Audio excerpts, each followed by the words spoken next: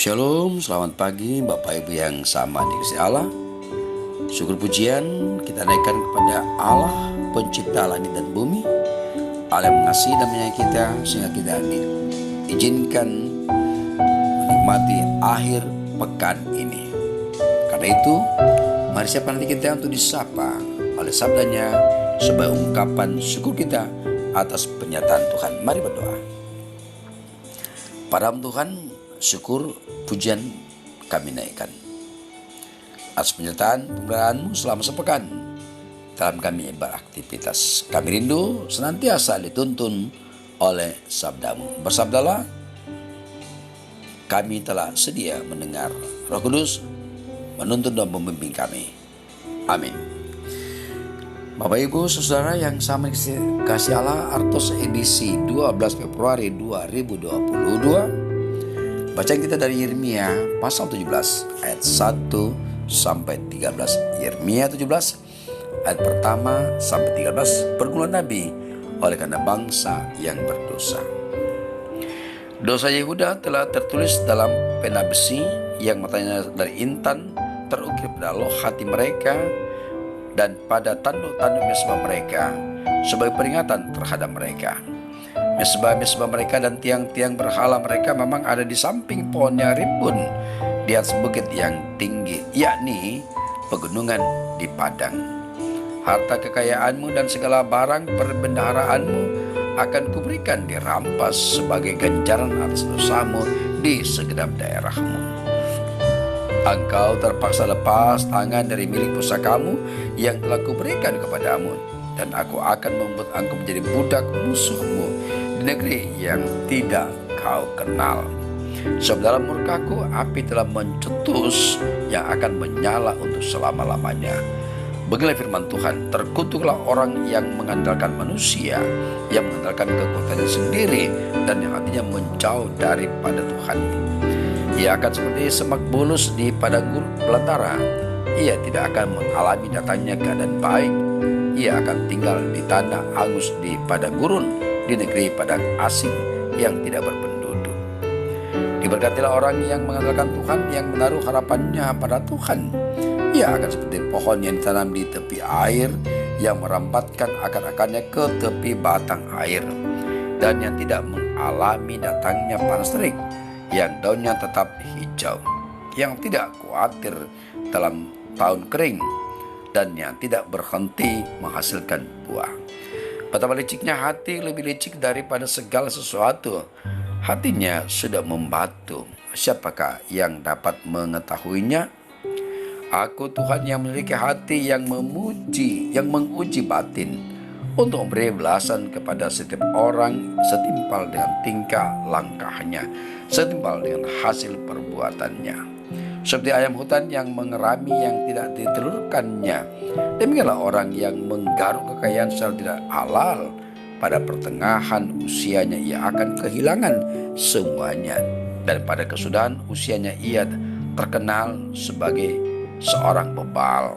Tahta kemuliaan luhur dari sejak semula tempat bait kudus kita, yang berpengharapan Israel. Tuhan, semua orang yang meninggalkan Engkau akan menjadi malu.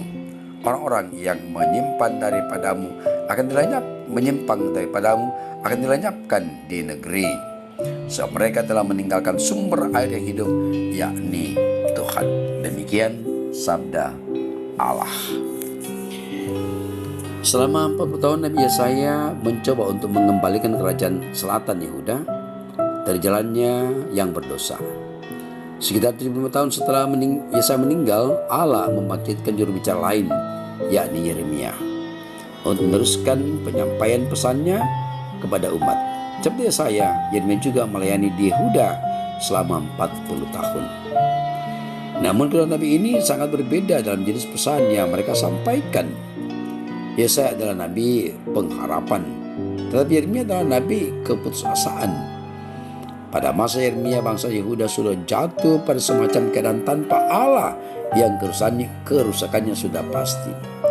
Tugas Yeremia adalah menyampaikan pesan buruk dari Tuhan sebagai hukuman karena dosa dan penyembahan berhalanya.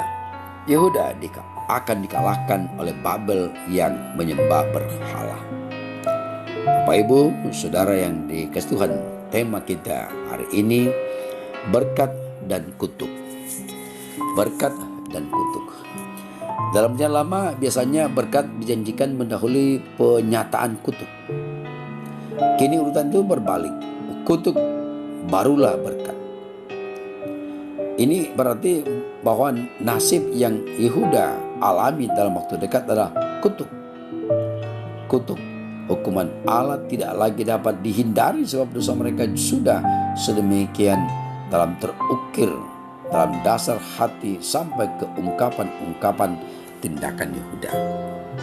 Yehuda, umat pilihan dan yang diberkati Tuhan, tidak lagi berpegang pada perintah Tuhan, apalagi mengandalkan Dia. Ketika mereka berada dalam tekanan bangsa-bangsa besar di sekitarnya, Yehuda tidak percaya dan tidak mengandalkan Tuhan. Mereka berbalik menyembah berhala-berhala agar mereka dilindungi bangsa yang berhalanya mereka sembah. Bahwa demikian berarti lebih mengandalkan kekuatan dan pertimbangan diri sendiri. Sikap ini mendatangkan kutuk, yakni penghukuman. Harta mereka akan dirampas, mereka akan diangkut dari tanah mereka, dibawa ke pembuangan dan menjadi budak di tanah musuh. Pendekatan dan kesulitan ini mengajarkan mereka tentang kesia-siaan mengandalkan kekuasaan manusia dan dari diri sendiri. Hal ini menggantikan keadaan baik yang seharusnya mereka alami sebagai berkat Tuhan bagi orang-orang yang mengandalkannya. Berkat yang memberikan kekuatan sekalipun harus berhadapan dengan tantangan dan pergumulan. Bapak Ibu, Saudara yang dikasihi Tuhan, jika kita diberi kesempatan memilih antara berkat atau kutuk, kita cenderung memilih berkat. Namun prasyarat memperoleh berkat yakni berani berprinsip sesuai firman dan berani tampil beda meski akan dibenci orang lain. Belum tentu dapat kita tanggung. Padahal jalan Tuhan sekalipun terlihat mustahil, tapi konsekuensi jangka panjangnya membawa berkat, kekuatan dan kemampuan menghadapi tantangan dan pergumulan. Walau berbagai persoalan kita alami, kita akan tetap percaya dan mengandalkan Tuhan. Tuhan Yesus berkati kita sekalian. Amin. Mari Bapak Ibu berdoa. Ya Allah, Bapa yang kami sapa, kami puja, sembah dalam Yesus Tuhan. Lewat firman pada hari ini, kami senantiasa diberi peluang, diberi kesempatan. Allah tetap memberikan yang terbaik bagi umat-Mu. Memilih berkat atau kutuk. Sikap hidup umat Allah. Karena itu kiranya Roh Kudus memampukan umat Tuhan untuk bersikap memohon pimpinan Allah Roh Kudus sehingga yang hadir di kehidupan umat Allah adalah berkat. Namun konsekuensinya adalah berubah dari apa yang perbuatan yang Allah tidak kehendaki ke tindakan yang Allah perkenankan yang menghadirkan damai sejahtera. Kami berdoa untuk anak cucu kami dalam pertumbuhan mereka, dalam pergaulan mereka, dalam studi mereka, dalam segala aktivitas mereka. Tuhan tuntun jaga, perlengkapi sehingga mereka inilah sebagai generasi pelanjut dalam sabda kebenaran untuk pembuktian tentang kesetiaan dapat berkat dan ketersetiaan dapat kutuk. Bapak juga pimpin kami sepanjang hari ini, bahkan dalam mempersiapkan diri di akhir pekan untuk esok jika Tuhan berkenan bersama-sama ke Roh Kudus memuji memuliakan nama Allah.